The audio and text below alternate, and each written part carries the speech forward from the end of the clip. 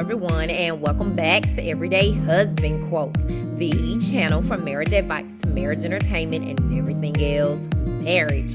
Hey guys, and welcome back to the channel. So a few weeks ago I did a video about fans calling gospel singers Jekalyn, Carr, and Kierra Sheard new men hood and tatted up. And you know, I personally don't have a problem with men who are hood or who have tattoos that are in the church, but I don't know how y'all are gonna feel about this video that I'm about to show you. Also, Kierra Sheard originally was making wedding plans next year for May 2021. However, this is what she had to say about their wedding plans.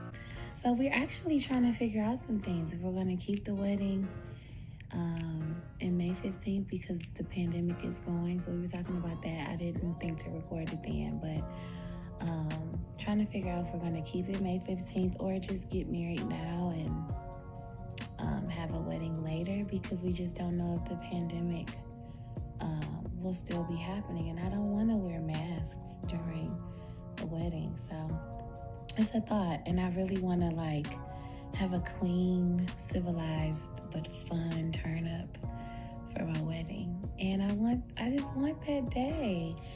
However, I'm totally into just getting at home too, but I'm not even gonna play like I don't want a wedding day. I don't want to be that person that's like going for the home. I get the home and then I'm like, but I wanted that day all along, you know? So, I don't know. Yeah. So we'll see. I mean, it's something to think about. And yeah, so a lot of you have been asking, you know, what are the wedding plans like? And that's what's happening. We're kind of at a standstill. And while we're at a standstill with the location, I'm kind of like, well, maybe we should just go ahead and do it. And he agrees, but we're both like, but we want our day, because we're both like familial people. So we continue to get to know Jordan Kelly more and more. It's only natural that he would want to share his struggles and where he came from. So he's basically giving his testimony in this live video by saying he used to drink, smoke, and party, but he lost his job at Quicken Loans and started to go to church. Now, Kierra Sheard admits that she has known Jordan Kelly since they were younger. He went after school. Kierra was working on her career. But years later, honey, when Jordan returned home and lost his job, he started attending church more and more, and Kierra admits that this is when she started to notice Jordan and pick up on his vibes. So y'all take a listen. All right, so I'm making this video. I'm driving right now. I gotta get it out. I can't hold it in no more. It would be I'll be selling myself short. I wouldn't be doing the work of the Lord if I didn't make this video to spread, you know, what God has done for me and how it's made me feel, the process. A lot of people that's been around me know. I just want to thank God, who's the head of my life. A lot of people around me know that this process has been going on for a while. It actually took me getting fired from my job, Quicken Loans. I was working there for about 5 or 6 years, and one day I got fired for something so silly. I'm still upset about that to the day, but I worked hard for them and gave them most of my 20-year-old years. And when I got let go, I turned to God and I said, what do I do now? What do I do now? What am I supposed to do? Like, I was invested in this company, in this company, in this job. So I just started going to church more and more. I turned to God. I started praying more, asking God for direction. Of course, I was running my backyard bullies, and God had other plans. Backyard bullies started taking off. Everything started going good for me. I'm saying all this, but that's beside the point I want to get to. My point of making this video is to say that everybody's process is going to be different, but I am just encouraging anybody that follows me, anybody I'm cool with, anybody I'm friends with, to turn to God. God is a provider. God will provide for all of your needs. Any need that you want, God will provide. My process has been totally different since I turned to God after I got fired. I wanted to stop drinking. I wanted to stop partying. I wanted to stop smoking and just completely have a sober mind so that I could give my mind, my thoughts, everything to the Lord. So everything everything's been a process. My process was, I was an alcoholic, but I like to drink. So I had to completely cut off alcohol, and I've been sober since February 2nd, haven't had a drink. God took away that total want or taste of alcohol out of my mouth.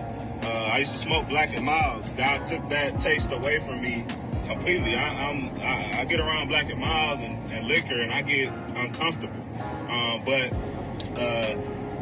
It was a process. I had to stop drinking. I literally had to stop driving by a certain liquor store that I would stop at, because anytime I would go by this liquor store, I'm going in to get me a pint, a fifth, or something. You know what I mean? I'm stopping, and I'm getting me something to drink. So that was my process. I had to drive a completely different way on my way home.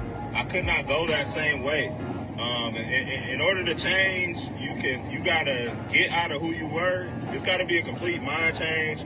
So in order to live saved, there has to be a complete mind change of who you were and who you are. I had to stop going that certain way. I had to stop going to certain parties. I had to stop hanging around certain people. So that was my process. I just full-fledged said, one day I'm not going to drink anymore.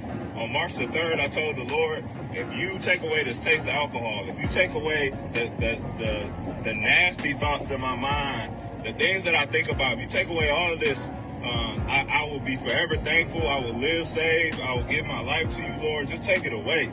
And he did. I was on my bending knees. I'll never forget. That was one of the best days of my life. I'll never forget that feeling after leaving that Tuesday afternoon prayer, that my life was saved. So I'm just encouraging anybody that's friends with me, anybody that's around.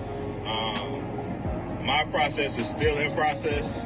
I'm still learning the Lord. I'm still learning the word. I can't quote scripture for scripture, but I love the word of the Lord. And I'm just encouraging anybody, man. It would be, I'll be selling my life short if I'm not encouraging people around me to turn to the Lord. If you need anything, strength, courage, if you need someone to love you, if you need a brother or sister, if you need a friend, God will be there for you. So stay encouraged. And yeah, that's all I got. So Jordan, where can I start? I've known Jordan for a long time. I've basically known him all of my life. And we've grown up in the same church together. Of course, when he went away for college, I was working.